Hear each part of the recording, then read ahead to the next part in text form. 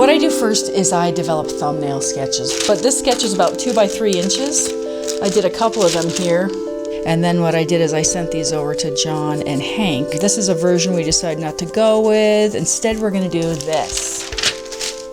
Don't forget to be awesome. I went ahead and I developed one in more detail. I blew it up to size. It's gonna be 6 by 8 inches to fit on this wood block.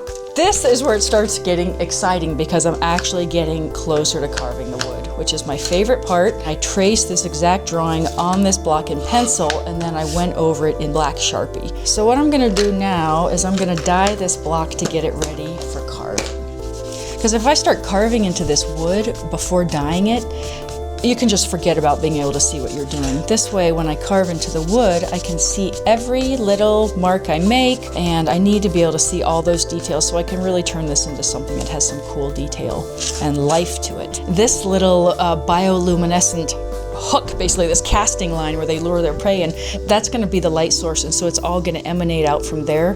So there'll be way more carving and light created closer to this piece than far away. See, for me, it makes sense to start with the light, because that's what I'm doing is I'm carving light into essentially a dark place. And so this is going to be the source of the light. So that's why I'm starting here. You can't put wood back in once it's gone. And I like that about this process. It means you have to be committed.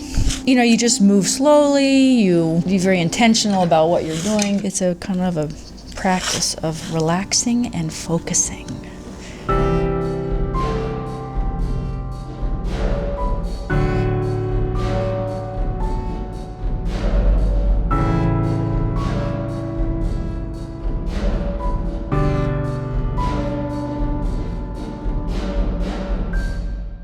I'm proofing the block. I just finished carving it. I am rolling out an oil-based ink.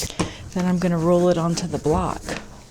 And this block I have not printed yet, so we're gonna see what it looks like. The ink always reveals what's really gonna print versus what you think is gonna print. And you have to just use exquisitely thin ink so you don't fill it in. I'm gonna crank this through. I'm looking for places where like some of the letters might be misshapen. I might want to clean up the shape of the letters. Just irregularities that I prefer to smooth out. If there's something I've already carved away, I can't put it back. Cool, that did print pretty well right off the bat. Yeah, so this is the first time I've seen it forward. I've been staring at it backward, but I'm so used to seeing it backward now that forward looks backward.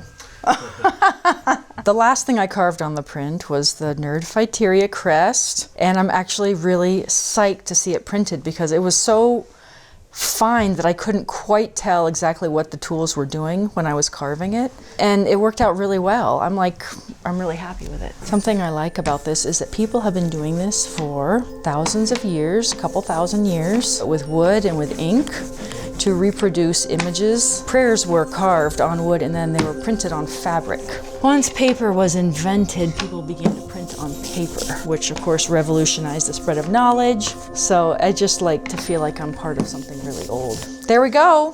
1, 2, 3, 3 blocks, 3 prints. So here we are at Dirkley's printing studio, which is actually a janitor's closet. And Dirk is doing something quite amazing. He's doing the second to last step in the process of making these pieces. Traditional letterpress printing is done with either metal plates or a block that's carved on hardwood, like maple, cherry, lemon. This is not carved on any of those. This is actually carved on a species of basswood, so it's a softer block. As this block goes through the press over and over and over, eventually the pressure of the roller will degrade the small lines first, and eventually it'll just become much less clear. Next step is painting. Each one of these I paint several times just to layer the colors up. The colors just absorb into the paper, so then I let it dry, add another color, and it actually can create some neat effects of one color glowing through another. So I probably paint them each about 3 times.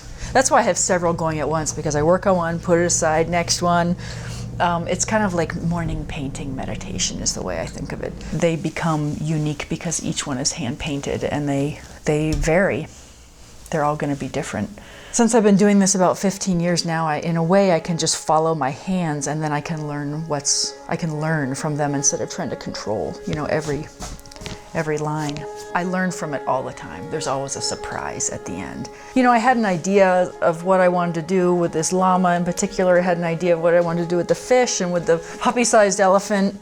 And it always looks so much better than the sketches because that's the nature of the woodcut. And see, that's the thing is you can never really imagine at the beginning what it's going to look like as a woodcut. You just trust the process that it's going to create something great. It's bold, it's beautiful, there's energy in it. And so actually the process of making the work gives me energy. And I hope when people look at it, they get energy from it as well.